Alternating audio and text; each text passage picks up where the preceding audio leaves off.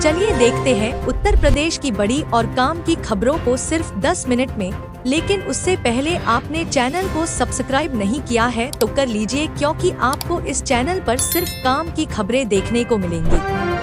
योगी सरकार का बड़ा तोहफा, दीपावली पर मिलेगा मुफ्त एलपीजी सिलेंडर। आपको बता दूं, नवरात्रि और दिवाली के अवसर पर उत्तर प्रदेश के मुख्यमंत्री योगी आदित्यनाथ ने प्रदेशवासियों को बड़ा तोहफा दिया है। सीएम योगी ने प्रधानमंत्री उज्ज्वला योजना के हितधारकों को फ्री एलपीजी सिलेंडर देने का ऐलान किया है। सीएम योगी के इस फैसले से राज्य के 2 करोड़ परिवारों को फायदा होगा और त्योहार की खुशी दोगुनी हो जाएगी। दिवाली के अवसर पर फ्री एलपीजी सिलेंडर मिलना महिलाओं के लिए बहुत बड़ा तोहफा है। पीएम मोदी ने काशीवासियों को दी 267 करोड़ की सौगात। सीवर पेयजल योजना का वर्चुअली शिलान्यास किया। 20 अक्टूबर को वाराणसी आ सकते हैं। पीएम मोदी ने बुधवार को वाराणसी की बड़ी आबादी को पेयजल योजना की सौगात दी। कई शहरों की परियोजनाओं में शामिल काशी की 267 करोड़ रुपए की पेयजल योजना का वर्चुअली शिलान्यास किया। यूपी सरकार ने कर दिया किसानों की आय बढ़ाने का इंतजाम, जल्द शुरू होगी स्पेशल ट्रेनिंग। यूपी सरकार ने किसानों की आय बढ़ाने के लिए एक महत्वपूर्ण कदम उठाया है। रबी की अच्छी फसल के लिए किसानों को विशेष प्रशिक्षण दिया जाएगा। कृषि विज्ञान केंद्र 2 गांवों को गोद लेकर किसानों के लिए विशेष कार्यक्रमों का आयोजन करेंगे। इस प्रशिक्षण में किसानों को उन्नत तकनीक, मृदा परीक्षण और अन्य महत्वपूर्ण जानकारी प्रदान की जाएगी। यूपी को गरीब मुक्त राज्य बनाएगी योगी सरकार। गांधी जयंती पर जीरो पॉवर्टी स्टेट अभियान शुरू। उत्तर प्रदेश के मुख्यमंत्री योगी आदित्यनाथ ने एक महत्वपूर्ण घोषणा की है। यूपी जल्द ही देश का पहला जीरो पॉवर्टी स्टेट यानी गरीबी मुक्त प्रदेश बनने जा रहा है। यह घोषणा महात्मा गांधी की जयंती पर की गई है। इस महाअभियान के तहत हर ग्राम पंचायत से 25 निर्धनतम परिवारों को चुना जाएगा, जिसमें श्रमिक, भूमिहीन और कच्चे मकान में रहने वाले परिवार शामिल हैं। सरकार ने इस अभियान को 1 साल में पूरा करने का लक्ष्य रखा है और इसके लिए सभी जिलाधिकारियों को विस्तृत कार्य योजना जारी की गई है। उत्तर प्रदेश इस प्रकार की पहल करने वाला देश का पहला राज्य है। केंद्रीय मंत्री अनुप्रिया पटेल ने दिया बयान। 69,000 शिक्षक भर्ती में दूर होनी चाहिए आरक्षण में अनियमितता। केंद्रीय मंत्री अनुप्रिया पटेल ने सपा और कांग्रेस पर आरोप लगाया है कि उन्हें जातीय जनगणना का समर्थन करना चाहिए। उन्होंने कहा कि जातीय जनगणना को तभी शुरू किया जाना चाहिए जब सामान्य जनगणना की प्रक्रिया शुरू हो। उनका मतलब है कि जातियों की सही जानकारी के लिए इसे पहले ही करना जरूरी है। डाक विभाग में भर्ती घोटाले पर बड़ा एक्शन। दोनों अधीक्षकों को गिरफ्तार करेगी एसटीएफ। डाक विभाग में फर्जी दस्तावेज के सहारे नौकरी लगवाने वाले गिरोह के साथ मिलकर काम करने वाले दोनों डाक अधीक्षक को पुलिस गिरफ्तार करेगी। दोनों के खिलाफ साक्ष्य संकलन करते हुए एसटीएफ ने शासन और आला अधिकारियों को रिपोर्ट भेजी है। अफसरों की माने तो गैंग लीडर के साथ दोनों आरोपियों का सीधा कनेक्शन है। ऐसे में इनकी गिरफ्तारी को हरी झंडी मिलते ही धरपकड़ की जाएगी। स्वास्थ्य व्यवस्था ध्वस्त। बुखार के रोगियों से भरे हैं अस्पताल।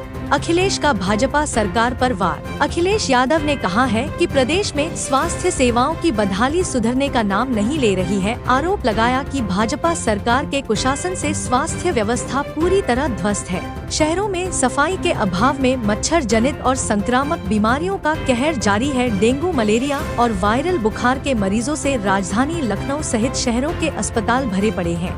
लखनऊ में डेंगू के 49 नए केस मिले। संक्रमितों का आंकड़ा 587 पहुंचा। सबसे अधिक मरीज इंदिरा नगर में। अब तक 3 लोगों की गई जान। लखनऊ में डेंगू के केस बढ़ते जा रहे हैं। बुधवार को 49 नए मामले सामने आए हैं। इसी के साथ डेंगू के कुल मामलों की संख्या 587 तक पहुंच गई है। मंगलवार को 62 केस मिले थे। वाराणसी में मंदिरों से साईं बाबा की मूर्ति हटाई जा रही है। अब तक 14 मंदिरों से मूर्तियां हटाई जा चुकी हैं। इस पर शिरडी ट्रस्ट बोला, हमारी भावनाएं हुई आहत। महाराष्ट्र सरकार से की शिकायत।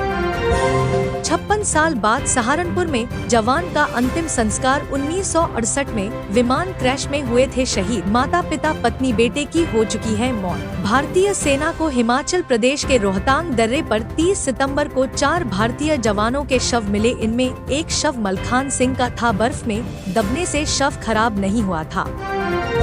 रेलवे अफसर को सीबीआई ने 2 लाख रिश्वत लेते पकड़ा। सांसद ने ठेकेदार से कराई थी शिकायत। यूपी का पहला रेल कमरोड ब्रिज बनाया था। बाराबंकी में केडी सिंह बाबू की पुश्तैनी हवेली बनेगी। राज्य संग्रहालय बाराबंकी में जल्द शुरू होगा निर्माण कार्य, 5 करोड़ रुपए हुए आवंटित। आपको बता दें, हॉकी इंडिया के महान खिलाड़ी केडी सिंह बाबू की बाराबंकी स्थित पुश्तैनी हवेली को संग्रहालय में तब्दील करने की प्रक्रिया अब तेज हो गई है। मुख्यमंत्री योगी आदित्यनाथ ने इस हवेली को स्मारक बनाने की घोषणा की है। यह हवेली 36,000 स्क्वायर फीट में फैली हुई है और इसके विकास के लिए शासन स्तर से 5 करोड़ रुपए भी आवंटित किए गए हैं। अखिलेश यादव ने किया सोनम वांगचुक का समर्थन, बोले लद्दाख का मामला सर्वोच्च प्राथमिकता में रखे सरकार। समाजवादी पार्टी के अध्यक्ष अखिलेश यादव ने लद्दाख के मुद्दे पर प्रसिद्ध सामाजिक कार्यकर्ता सोनम वांगचुक का समर्थन किया है। अखिलेश यादव ने सरकार से आग्रह किया है कि लद्दाख का मामला सर्वोच्च प्राथमिकता में रखा जाए। उन्होंने इस मुद्दे की महत्वता को रेखांकित करते हुए कहा कि सरकार को लद्दाख के लोगों की आवाज सुननी चाहिए।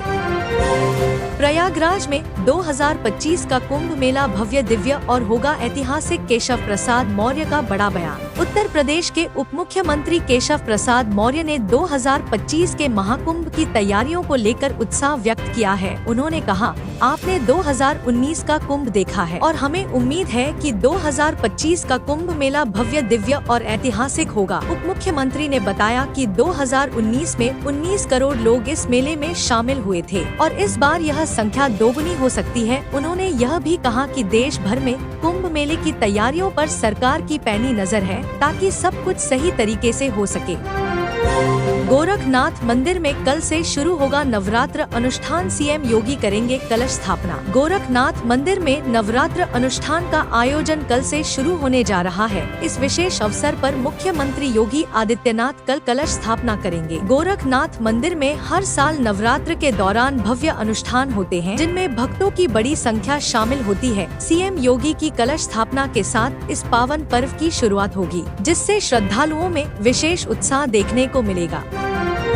गांधी जयंती पर सीएम योगी ने दी सौगात, स्वदेशी और खादी ग्रामोद्योग पर बड़ी घोषणा। सीएम योगी आदित्यनाथ ने लखनऊ में गांधी जयंती पर चरखा चलाकर खादी को बढ़ावा देने का आह्वान किया। इस दौरान उन्होंने अगले 3.5 महीने तक गांधी आश्रम में खादी उत्पादों पर 25% छूट का ऐलान भी किया। तो दोस्तों, ये रही उत्तर प्रदेश की आज की ताजा और बड़ी खबरें। आपको ये वीडियो कैसी लगी कमेंट में जरूर बताना और इसी तरह काम की खबरों को देखने के लिए हमारे चैनल को सब्सक्राइब कर लीजिए। मिलते हैं अगली वीडियो में, तब तक के लिए धन्यवाद।